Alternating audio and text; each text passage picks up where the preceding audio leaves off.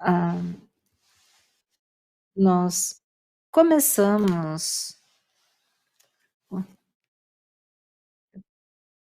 com uma, visão, das oportunidades, das novas parcerias e, aqui como um convite para a Alemanha e para o Brasil. A transição energética, é algo que está sendo discutido há muitos anos entre Brasil e Alemanha, não é algo novo. Depois nós falamos sobre a aceleração da, transição e à tarde nós começamos a falar sobre a questão das inovações tecnológicas. O tema agora, que é diferente, é são os nossos destinatários. Hã, quem nós temos que com quem nós temos que nos preocupar. E aí decidimos colocar os 2 aqui junto, as, famílias de baixa renda, excluídas, que não têm energia acessível e, por outro lado, nós temos a a indústria, que gera também arrecadação, os empregos, que é a indústria. Então algo que parece ser uma contradição, na verdade é parte do mesmo sistema. Por um lado, nós temos as famílias baixa renda, por outro lado, nós temos as indústrias que geram renda. E o Brasil quer, se manter como uma oportunidade atraente para essas indústrias que querem se estabelecer no Brasil. Então, aqui nós temos a Vera Felbermayr, da BASF, Márcio Giannini Pereira, da CEPEL, que é o Centro de Pesquisa Elétrica, e Christian Obert, do Econômico Alemão. É uma oportunidade rara ter, os, distribuidores de energia do mesmo lado, com institutos econômicos e a pesquisa. Muito obrigado.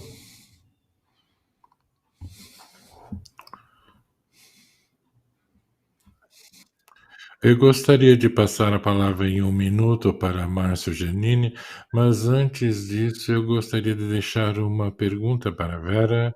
Ela é membro, do da Associação de Engenheiros Alemães aqui no Brasil. A minha pergunta é para a engenheira, então. Como engenheira, quando você vê esses desafios de transição, quais são os 3 principais desafios a lidar que nos deixam ir de onde estávamos para onde queremos estar? Quais são os gargalos e como que a engenharia pode ajudar a atingir esse desejo?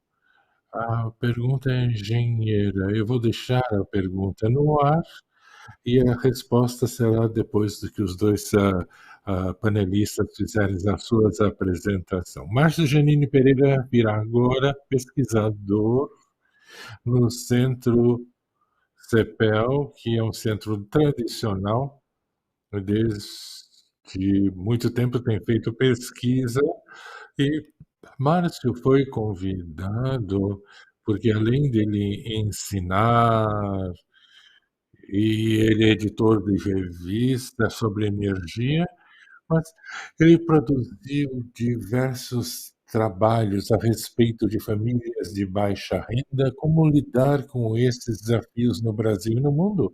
Você tem a palavra e, por favor, também, pode abordar essa questão da energia se quiser. Obrigado. Eu gostaria de agradecer essa oportunidade. Tenho certeza de estarmos no local correto para dialogar com a indústria e com os pesquisadores. Obrigado.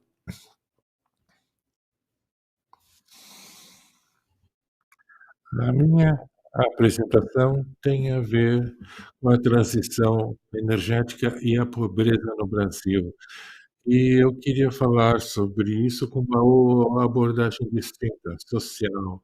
Aqui nós falamos sobre tecnologia, a maior parte do tempo. Mas agora eu convido vocês a refletir, numa perspectiva diferente, principalmente sobre energia elétrica. No Brasil e também ao redor do mundo, porque não é um problema exclusivo do Brasil. Sabemos que 1 bilhão de pessoas no mundo não possuem eletricidade.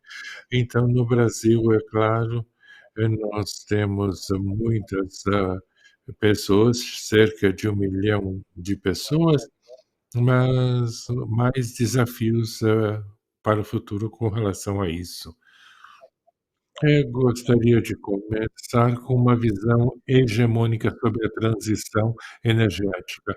Qualquer solução para a mudança climática vai estar trabalhada em 4 elementos na sua combinação: baixo consumo do tipo energia, melhor eficiência, troca dos combustíveis fósseis para outras formas de energia e captura, além do armazenamento de carbono. E a respeito da crise, esse tipo de abordagem não lida com questões de comportamento. É altamente focado em tecnologia, as questões sociais são deixadas à margem, e não lida com questões históricas e questões associadas com ética e justiça não são cobertos ou são incipientes. Então, esses são pontos a serem realçados com relação à justiça. Então, eu gostaria de convidá-los a refletir e a questão da energia de transição justa para todos. Não podemos falar sobre transição energética no mundo ou no Brasil, sem primeiro lidarmos com a pobreza de energia. Ou, caso contrário, é um conceito já morto por si só. No Brasil, nós temos muitas ações com relação à eletrificação, com diversas empresas, instituições, mas a maior parte deles falam, com os problemas e os desafios, porque a gente tem progresso, mas falta coordenação. Então gastamos muito dinheiro, às vezes, sem bons resultados. Por exemplo, recentemente,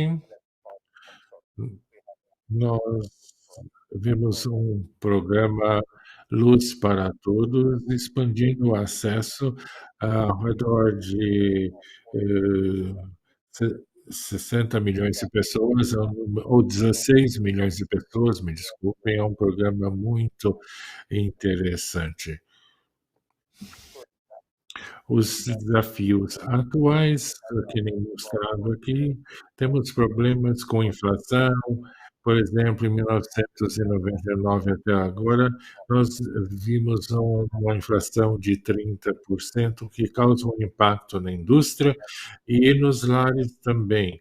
Nós temos que encontrar uma solução para isso. Outras perguntas agora é a respeito das perdas não técnicas. Como a gente sabe, a empresa Light, uma dos serviços públicos, uma das maiores de serviços públicos elétricos no Brasil, hã, quebrou, está em recuperação judicial, então nós temos um problema lá, mas eu tenho certeza que outras empresas estão, tendo esses mesmos problemas. Podemos ver com relação a 56% em termos de perdas, tecnológicas, é um número bastante grande. Outro ponto é a falta de definição ou consenso a respeito de pobreza energética no Brasil, mas não apenas no Brasil. Temos pobreza energética, vulnerabilidade, equalidade, justiça e o desenvolvimento sustentável de energia. Muitos termos, muitos conceitos, mas nos trazem os problemas, para as políticas públicas, e assim como o seu impacto. Por exemplo, nós temos muitos documentos oficiais que não mencionam pobreza energética, e isso nos mostra que isso é um grande desafio para os dias de hoje. Algumas métricas é importante mostrar isso aqui no Brasil hoje, como por exemplo, que nem eu falei, nós temos cerca de 1.000.000 de pessoas sem acesso à energia elétrica hoje em dia. Quando nós falamos apenas a conexão, tudo bem, temos como resolver isso mais fácil. No passado, nós tínhamos problemas maiores, mas quando falamos abaixo da baixa qualidade do fornecimento, temos 19.000.000 de pessoas, mas quando falamos sobre um retardo, estamos falando sobre o retardo da conta elétrica, nós somos 36.000.000 de pessoas, chegando a 81. É um número muito grande. Então, temos muitos desafios, mas quais são as prioridades? Temos que pensar a respeito disso. Não haverá uma transição justa de energia sem a abordagem dos aspectos sociais, uma abordagem que inclui isso na pesquisa, esses aspectos sociais, não apenas os aspectos econômicos e de engenharia, mas os sociais também, para que funcionem em conjunto e aí sim possamos trazer soluções melhores, porque até agora essa equação não está solucionada, tanto nas áreas rurais quanto nas áreas urbanas. E neste caso, nós vemos uma abordagem social e o nome dessa abordagem é energia social, onde incluímos produção, aquecimento, transporte, alimentação, educação, saúde, luz e etcétera. Temos que colocar no mesmo lugar todos esses tipos de assuntos, para tentar encontrar uma solução melhor, caso contrário, nós não vamos poder oferecer a mesma solução ou as soluções que temos agora, que nem eu falei sobre aquela empresa Light. A energia tem que ser integrada como um elemento chave para as mudanças no território e na materialização de soluções para promover saúde e bem-estar à população. Não podemos esquecer que a energia deve promover saúde. A maior parte deles não tem essa oportunidade de receber um tratamento, e nessa situação temos que propor um novo tipo de solução. Quais áreas de colaboração? É importante realçarmos que aqui nós temos muitos peritos com relação ao carro elétrico, hidrogênio verde, energia segura, mas como é que eu posso fazer isso? Em que áreas poderemos colaborar com a Alemanha e com os brasileiros ou instituições? Então, tecnologia de baixo carbono, proteção do clima, desenvolvimento rural, questões de gênero, que é muito importante, treinamento, educação, água, saúde, gestão de dejetos, e temos muita coisa a aprender e nas 2 direções, isso não é unidirecional. E o último, me traz uma pergunta: nós temos um painel macroeconômico com uma situação macroeconômica de difícil solução no Brasil e também na Europa. Por exemplo, o aumento do preço do combustível, o perda da massa salarial, alta taxa de desemprego, altas taxas de juros. É possível fazer um progresso nas questões de pobreza energética e nessas incertezas macroeconômicas, sem a presença de políticas públicas de longo prazo, incluindo aspectos sociais? Essa é a minha pergunta para vocês e terei prazer, então, em ouvir as suas respostas. Obrigado por essa oportunidade. Parabéns.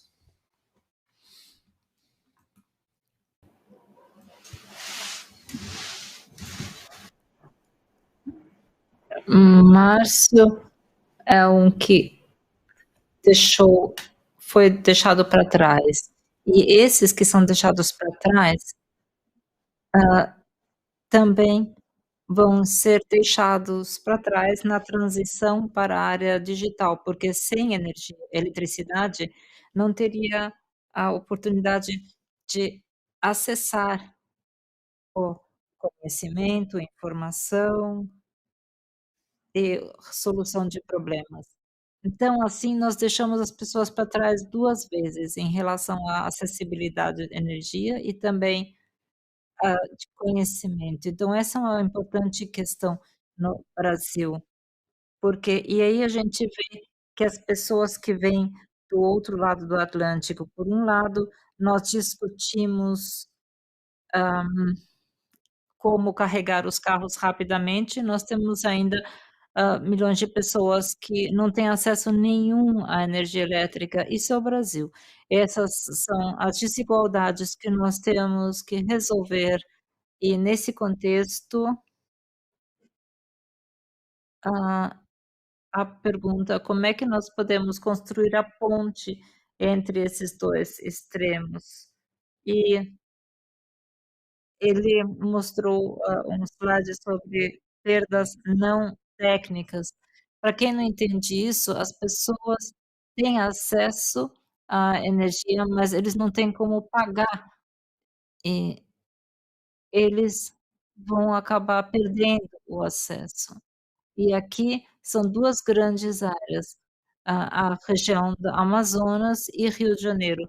Essas são as 2 áreas extremas sobre em relação às perdas não técnicas e também as oportunidades de soluções, porque existe a possibilidade de descentralizar a geração de energia, assim teria a possibilidade de acessar energia a um preço justo. É. Depois também a questão nas favelas, as questões sociais, que são muito mais específicas nas grandes cidades no Brasil. Eh, agora vamos passar para Christian Obers. Christian é parte da pesquisa internacional econômica, vice-presidente dessa rede, e desde 2018, ele é economista, no Instituto Alemão de Economia. Ele também é professor na Universidade de Regensburg, transmitindo conhecimentos nessa área. Muito obrigada pela hã, pelo convite. Eu tenho a importante tarefa agora de falar sobre os 2 tópicos em um painel. Nós temos diferentes grupos de pesquisa trabalhando nisso no nosso instituto de pesquisa. Quando eu preparei a apresentação, eu percebi que os problemas são muito semelhantes, competem pelos mesmos recursos, especialmente na crise energética de gás, por exemplo, vou falar mais tarde, mas também, hã, não es estão relacionados, porque, hã, jobs estáveis na indústria, com salário decente, são importantes para o crescimento regional, são importantes para o crescimento econômico. E se você tem esses empregos, nós vamos ter menos, famílias de baixa renda, então nós precisamos das indústrias, mas ah, se essas empresas saírem, na basicamente as pessoas vão perder a sua renda.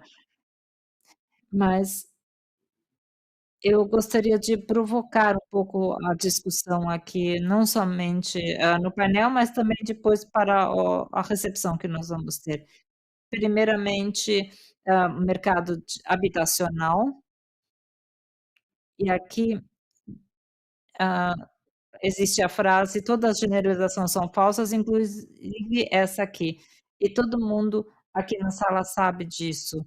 Cada objeto imobiliário é um objeto único e a indústria, alguns, hã, economistas falam: "Ah, mas as indústrias são todas iguais". Não são, elas são muito diferentes. Temos setores diferentes, temos a BASF aqui, a Alemanha tem um sistema bastante integrado em Ludwigshafen, temos uma semelhante, que é a Bayer, que é em Leverkusen, que as empresas cooperam, mas elas são muito diferentes, então não dá para tirar uma, todas as empresas estão relacionadas e é um parque químico.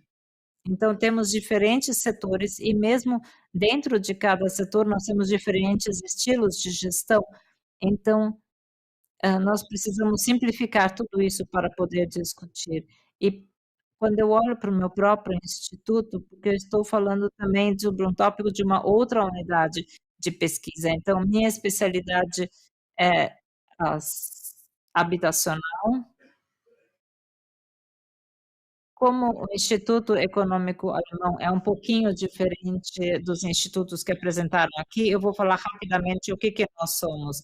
Nós somos o principal, instituto, de pesquisa privado, nós temos grandes competidores que são as grandes universidades em Berlim, Munique, e nós recebemos, o nosso principal financiamento das associações de empregadores, nós, estamos estamos na interseção entre pesquisa, de negócios, academia e políticas.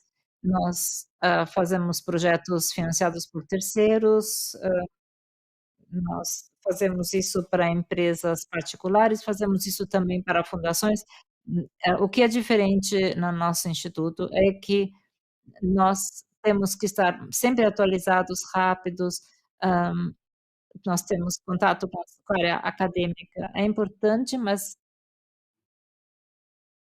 nós temos que apoiar o debate. Então, aqui temos nós nos vemos como advogados da economia de mercado social aqui, que isso é um conceito bastante alemão, e nós utilizamos do mercado como motor, mas nós combinamos isso com a justiça social, e com isso nós temos sempre um constante debate como o Estado deve intervir e quando. Não existe sempre uma resposta certa, isso depende um pouco do espectro político. O nosso Se vocês querem saber mais sobre o instituto, pode ir comigo, tipo, uns 400 funcionários, 100 são, pesquisadores na área econômica, com todos os tópicos na economia, com exceção da agricultura. Esse é o tópico que não abrangemos, talvez num momento. Por que que eu estou aqui? Nós somos parte do projeto Copérnicos Ariadne e nós, os próximas associações,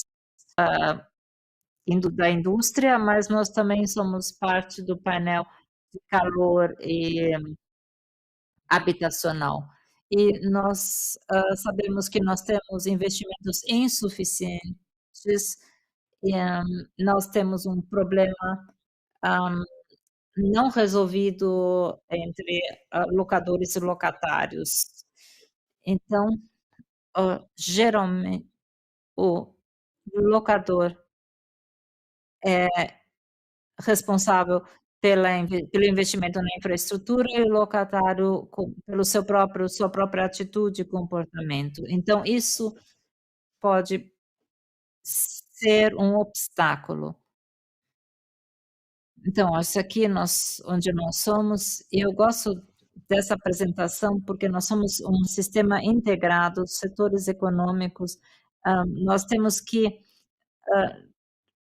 nós temos que economizar onde é mais barato economizar, mas claro que política é diferente, nós temos que ter muitos objetivos e até 2020, 2021 nós podemos ver que o setor, de predial está baixo, todos os outros estão alinhados, temos a indústria em cima, indústria energética azul, transporte, predial, hã, mas a área predial está atrás dos seus objetivos, mas nós tivemos Covid, depois a guerra na Ucrânia e nós perdemos um pouco os nossos objetivos de vista, e existe bastante produção de carvão.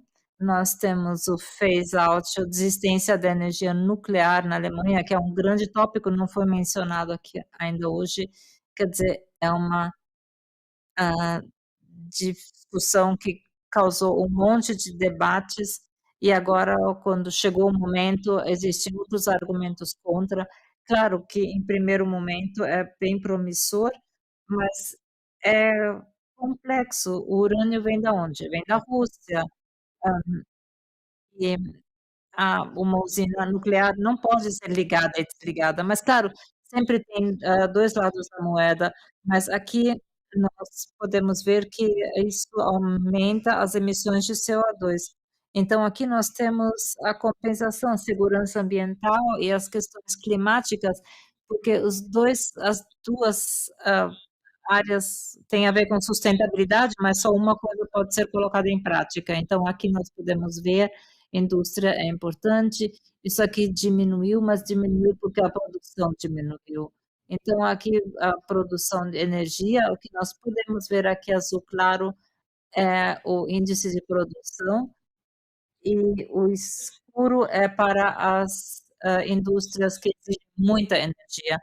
Então até 81, em fevereiro, aqui nós vemos que tem uma queda, hã, maior do que durante a Covid, e aqui nós isso nos mostra como os tempos são voláteis, as tendências mudam. Já, meses depois, nós estamos mais prósperos. Então as indústrias de alta energia tiveram mais ou menos seu pico 2018. Então nós tivemos uma diminuição, mas a indústria já estava num ponto de retorno quando entraram todas as, questões como o Covid e a guerra. O resto é bastante estável. Aqui aqui a desindustrialização e quando nós falamos sobre setor industrial na Alemanha, não é só um setor, o principal setor industrial da Europa. Nós, por exemplo, somos muito industrializados em comparação com outros países, e é uma parte da história de sucesso da economia social de mercado da Alemanha. Então, aqui, continuar aqui, aqui nós podemos ver os grandes eventos, os lockdowns,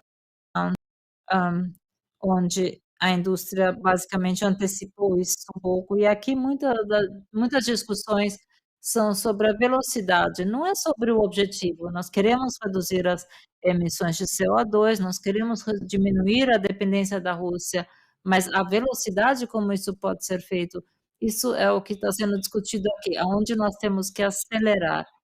Isso aqui eu mostrei, já isso gerado parte da manhã, que estourou, os preços diminuíram, nós tivemos um pico.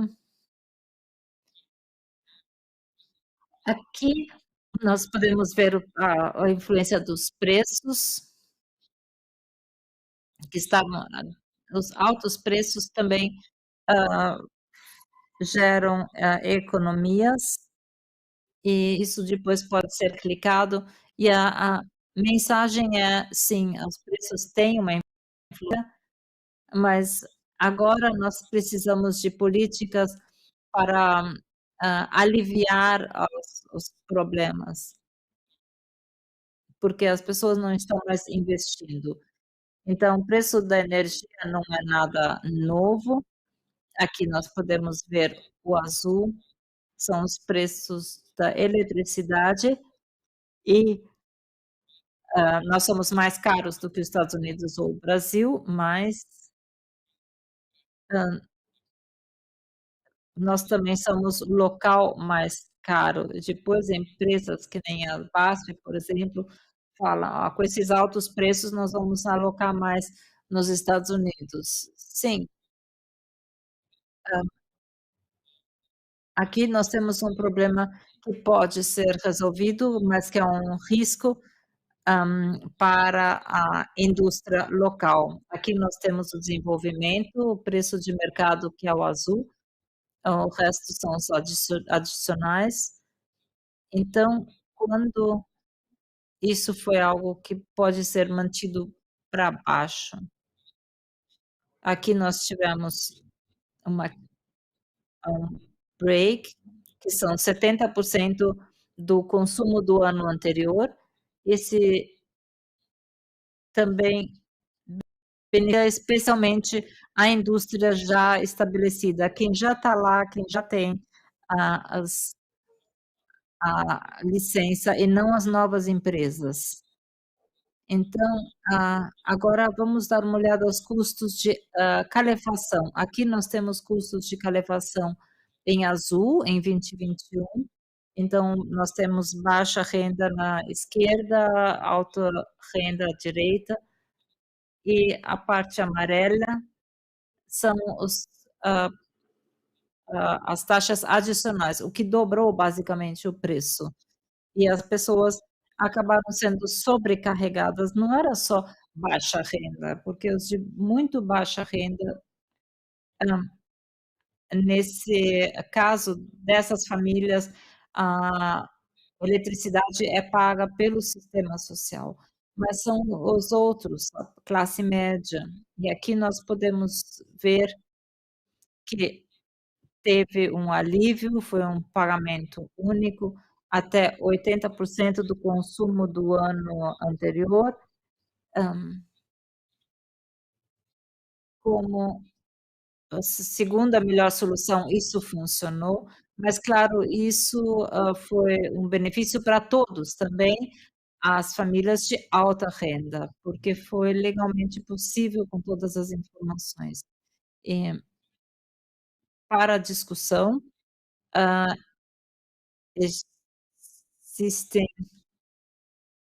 sempre as questões, proteção climática, hã, a questão entre empregos e clima, nós temos que incentivar o consumo ou parar o consumo, nós temos a questão do mercado da pressão no mercado de imobiliário, e se nós modernizamos,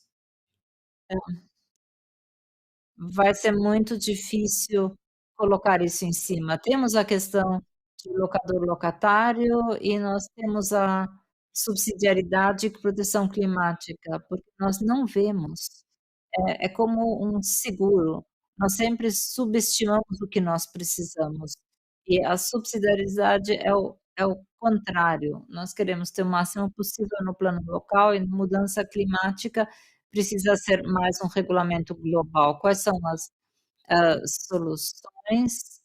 Então, reduzir os incentivos para reduzir o consumo. Aqui eu não sei como isso vai funcionar no futuro, os pacotes para aliviar os consumidores, sobrecarregados. Então reduzir a incerteza, por exemplo, na imobilidade, ter um sistema de certificados, por exemplo. Mas para garantir investimentos, nessa área, eu acho que seria talvez uma boa ideia ter uma um quadro em volta para que os preços não sejam tão voláteis, e aí isso melhora também a possibilidade de planejamento.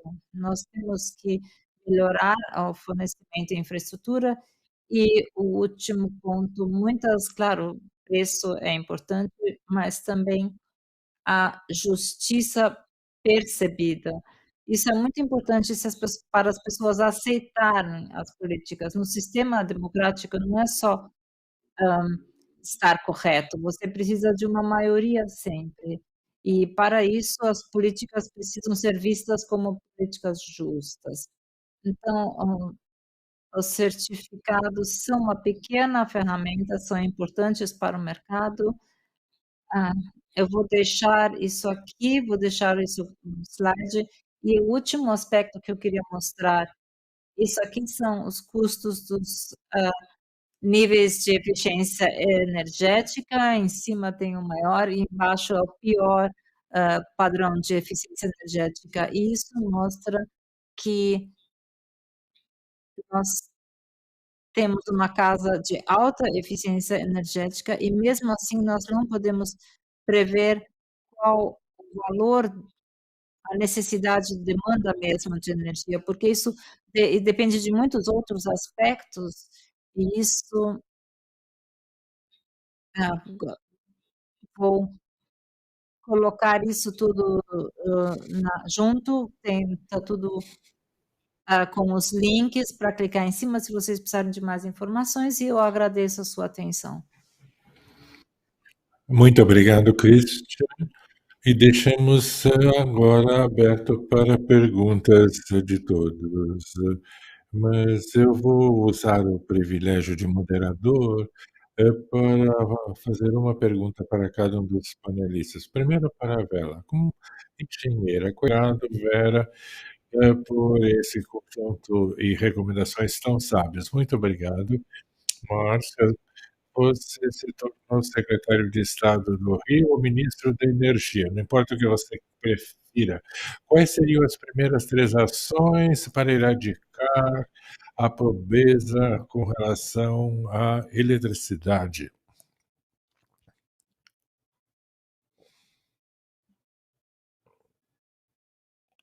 É. Uma grande honra ser ministro aqui no Brasil, mas com certeza muitos desafios ficam de frente a essa situação. Mas, meu parecer com relação à perspectiva pública é que nós podemos mitigar a situação, como a da pobreza energética, quando nós tentamos colocar, nas pessoas, como agentes ativos da solução. Eu acho que essa é a melhor maneira para encontrar a melhor solução. Mas, é claro, não existe apenas uma única solução. Existem diversas oportunidades e desafios para podermos chegar à melhor solução. Estive na semana passada na Inglaterra e eu vi um observatório, ah, eh, da pobreza energética europeia. É uma ótima oportunidade de aprender com os europeus sobre essa situação. E isso cria algumas soluções, pode criar no Brasil também com instituições e organizações. Não sei qual é a melhor maneira, de lidar, qual seria a solução, mas, com esse observatório aqui no Brasil, é possível coordenar ações para trazer governança, mais oportunidades e atrair recursos e treinamento para essas 2 oportunidades nos ajudariam, então, a encontrar a melhor solução hoje. Muito obrigado, espero que tenhamos outras oportunidades de explorar essa ideia de um observatório.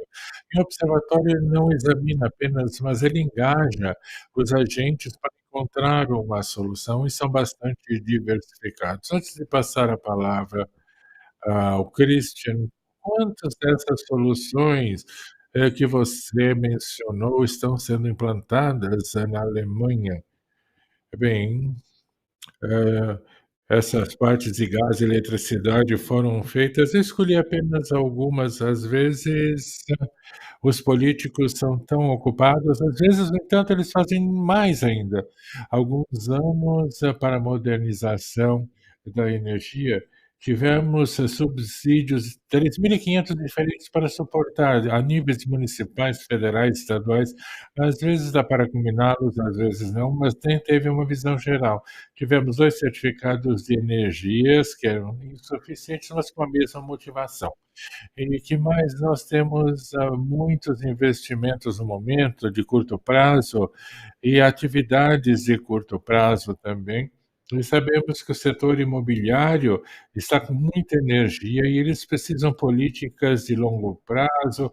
É claro, dá para mudar as políticas, mas não pode ser do dia para a noite e depois retornar ao mesmo ponto. Tivemos isso recentemente, então nós precisamos ter uma política confiável, e às vezes eu seja muito tradicional, mas nós temos que ter um objetivo, uma política, uma organização sem conflitos, não é, para que seja bem-sucedida.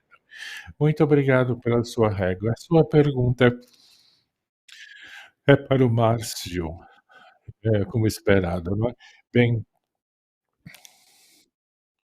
eu não tenho muito certeza se o excesso seja um grande problema. Você mencionou 1.000.000, mas você começou com baixo nível na Europa e depois você mencionou a situação que mudou totalmente nos últimos 15, 20 anos.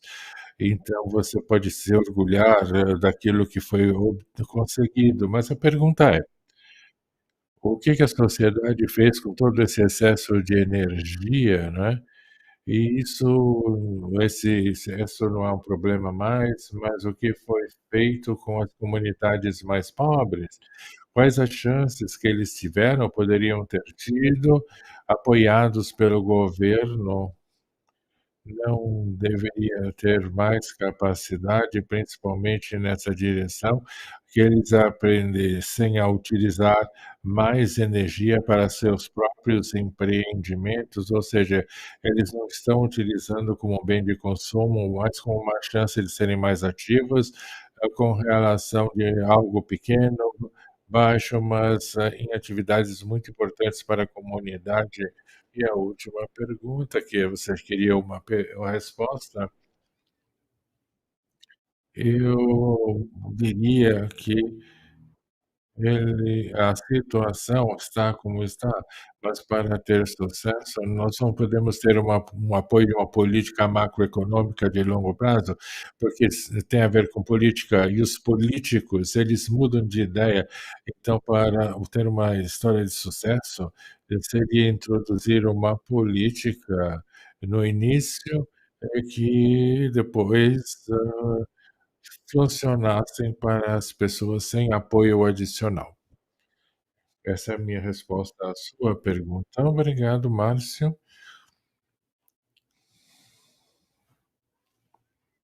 Obrigado, meu professor. Eu não tenho muita certeza de ter uma resposta à sua pergunta. Provavelmente o governo poderia tentar encontrar essa resposta, mas é claro, precisamos, ir além do consumo de energia, temos que incluir a produção e temos que incluir a perspectiva da geração de renda, que seria talvez a melhor maneira de obter um bom resultado, mas nós não temos muitas oportunidades e muita experiência no Brasil. Nós tivemos uma boa experiência com a CCP pela Eletrobras no passado e outra experiência com a Caixa Econômica Federal na Bahia, utilizando painéis solares para gerar renda. É uma boa experiência, mas nós precisamos mais para confirmar que vale a pena. E, é claro, precisamos de recursos, um arcabouço regulamentar que hoje em dia não temos. Hoje em dia é um grande desafio para nós. A segunda pergunta, que não me lembro.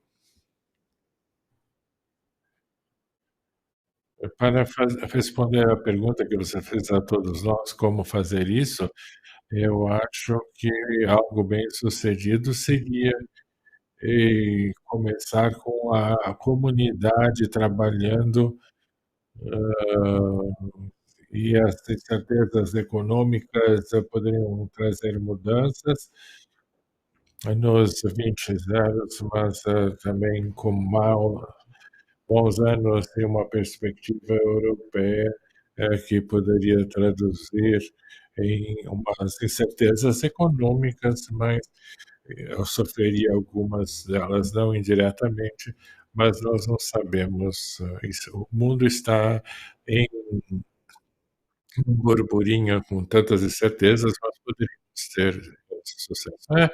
Temos muitas questões macroeconômicas trazendo desafios hoje em dia, mas eu não sei se no futuro será diferente no Brasil. Então, temos que ser inovadores, tentando achar todos os tipos de solução. Obrigado.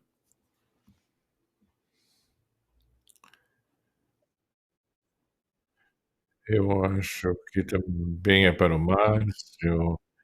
Você perguntou ou falou sobre a falta de energia para parte da população. Existe alguma correlação entre esse indicador e algum tipo, de indicador educacional? Nós temos muita informação da situação, temos uma correlação, nós falamos sobre a eletricidade e trazemos um impacto negativo na educação, mas não apenas na educação, mas na saúde, na renda e diversas outras questões que estão relacionadas à família e que afetam principalmente a mulher e a criança. É muito interessante, porque nessa situação nós precisamos repensar sobre a situação trazida por esse tipo de política, e aí mudar a abordagem. A educação, é claro. O motivo da pergunta é que você nos perguntou a política a longo prazo, não é? Então não seria o caso, então, que a solução, para a falta de energia a certa parte da população passasse por uma melhoria a longo prazo, do nível educacional, dos indicadores indicacionais do país? Foi por isso que eu perguntei. Talvez exista uma correlação, solucionando a qualidade de educação, talvez seja uma maneira de solucionar a falta de energia, nos lares de baixa renda, também ao melhorar a saúde das pessoas, sei lá. Alô, meu nome é Karen Mascarenhas, eu sou da inovação, do Centro de Inovação, para os gases verdes, e a minha pergunta é para o Christian. Eu gostaria de saber sobre como você mede ou acessa a percepção pública mencionada sobre a justiça e a aceitação social entendida. Que instrumentos existem para fazer esse tipo de medição? Nós temos diferentes técnicas, uma delas tem o nome de experimento de escolha ou uma análise conjunta. Então você dá grupos distintos e diz: "Ah, você tem essa grupo de política A e a B, qual você escolhe?". E aí você vê diferentes características. Esse é um tipo de experimento em pesquisas que nós fazemos. O outro é que nós perguntamos que tipo de política você prefere e temos algum tipo de tratamento para isso. Então, colocamos um grupo de controle e outro de tratamento, um recebe informação e outro não, e aí vemos como é que estão as respostas, assim, em que elas se ficam iguais. Isso é muito interessante a ser feito, ainda está baseado em pesquisa, então temos que confiar que a população pesquisada, de alguma maneira, represente o todo, mas isso, em parte, funciona muito bem, e em parte, às vezes, não funciona. Bem, antes de concluir, deixe-me elaborar um pouquinho nos comentários do Márcio, professor Vítor, com relação à pobreza energética. A discussão centralizou-se mais em concentração, grandes grupos e áreas, não é parte da grande população amazônica, não é? A população amazônica, além das grandes cidades, que nem Belém e Manaus, nos mostra grandes grupos que estão próximos aos rios, e a única solução encontrada é uma combinação de fontes que iria incluir biodigestores, painéis solares, baterias, e a necessidade, que nem o professor Vitor falou, é de um empreendedorismo, ou seja, uma atitude para inovar, para termos certeza que essa combinação, será disponibilizada e entregue por uma associação, e a energia seriam meios de gerar riqueza e bem-estar, retendo a população jovem nas suas comunidades. E estou realçando isso porque a Amazônia cada vez mais se transformará uma responsabilidade do Brasil, da América do Sul e do mundo. E sabemos como ela é importante. Por isso, eu espero que um dia a gente tenha esse observatório mencionado pelo Márcio e possamos analisar essa região nas suas especificidades, que não é o que está acontecendo em grandes áreas urbanas. E aí nós podemos aprender com essas comunidades e talvez expandir a solução para outras comunidades dessa região e talvez para outras partes do mundo também. Tendo dito isso, vamos concluir o dia de hoje, e que foi um dia bastante ambicioso. Eu vou passar a palavra para o Márcio. Eu gostaria de agradecer o painel, não apenas, pelas apresentações que nos trouxeram, mas também por essa ideia espontânea que veio no final, onde eles vão nos mostrar o que que estamos levando de mensagens do dia de hoje. Amanhã nós temos um programa muito interessante, que se baseará naquilo que discutimos hoje, e terminando com educação. A resposta que Vera nos trouxe definitivamente será utilizada, como base para as nossas considerações. Muito obrigado.